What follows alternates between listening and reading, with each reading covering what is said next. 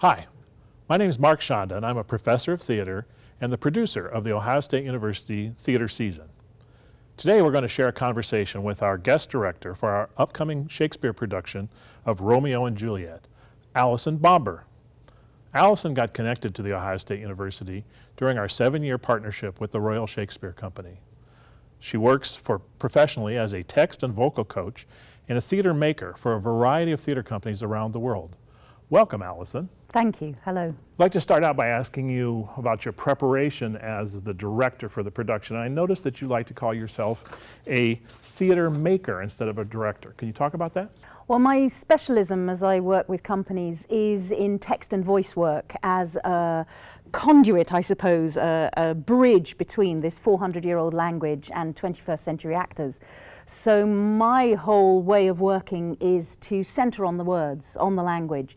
And as a theatre maker, a collaborator within a team, that's very much my role. In terms of being a director, that just doesn't feel like a label that sits very comfortably with me. Shakespeare's actors wouldn't have had a director. They learned their parts, they came together and they got up on the stage and played them. Part of that, I think, is because the language itself contains the information that you need to unpack. And those actors were ready, they were tuned, they understood the possibilities, they understood stage directions built into the language, and they could therefore stand up and play with the words and let it happen. I think one of the things for us, coming from where we do in terms of our relationship to language, there's a journey for us to take towards this language. And that's the journey that I like to hope that I can be of use in, as opposed to standing up and saying, stand there, go over there, walk over there, this scene is about X, this scene is about Y. I think all of that emerges as the actors speak these words and discover what they're capable of. Our students read in Theater 2100 about the dramaturgical question, why this play now? Mm-hmm. Romeo and Juliet's one of Shakespeare's very popular plays. Why this play now, and what about Romeo and Juliet? Well, there's a purely pragmatic answer, which is that when OSU got in touch in the first place, they gave me a list of Shakespeare productions which had been either seen here recently or performed here recently, and mentioned that Romeo and Juliet was on the list of ones that they would quite like to hit. It's one of my favorites, so I was more than happy to fall in with that as a plan. On the other side of the coin, you know, these plays have been around for 400 years. You're completely right. Romeo and Juliet is one of the most performed of Shakespeare's plays. So what does it have for us today? I think it has human beings that we connect to. I think it has passions, hatred, love, fury, resentment, jealousy, revenge, ideas about justice and mercy. All of those things which are still part of us as human beings 400 years later. So why not this play now? I could talk in a world which seems to be full of divisions about the fact that this is about a divided society and the consequences that come upon those levels of hatred and division. But that isn't really why this play now. It just happens to be there in the layers of the story. The why of any play, to me, is about the theatrical experience. I think as a species, we are a storytelling people. We like to gather, we tell stories, we receive stories, they help us to think about ourselves as human beings. And I think that this is a good story, well told. For me, that chance for an audience to come into a space and share the vibration of the experience, to hear words which are so often used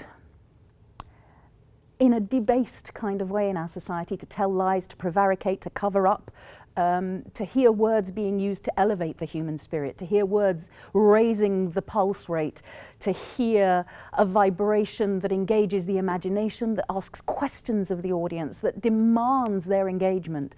That to me is why enough for any play, for any dramatic piece of entertainment.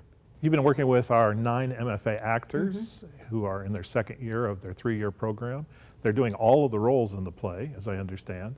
Can you talk about the process and working with those 9 actors? Yeah, I mean, as I say, we start from the words, and rather than sit around with dictionaries, one of my things is to get the words up and out there as soon as possible. So we stand up, we move around the space, and we speak, and we find out what the energies and the impulses, the noises within the words, quite apart from anything else, then the structures and the games, and then the why.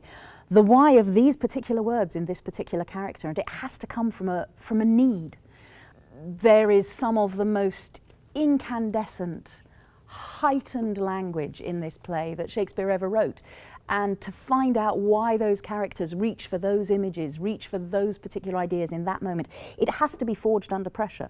So what you have to try and find are the pressures on that character, on that situation, that mean that these are the only words right now that you can speak that will change the ideas of the person in front of you, that will change what's going on inside of you, or that can articulate the changes going on inside a character at any given moment. That's what those words are about. That's why it takes an exceptional picture, or it takes a muscular, ugly set of sounds.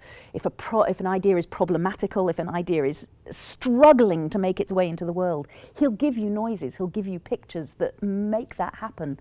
And that has to come alive in the bodies, it has to come alive in the imaginations of those actors as they speak it. So for me, it's getting it up and running and then being responsive to what's in the room.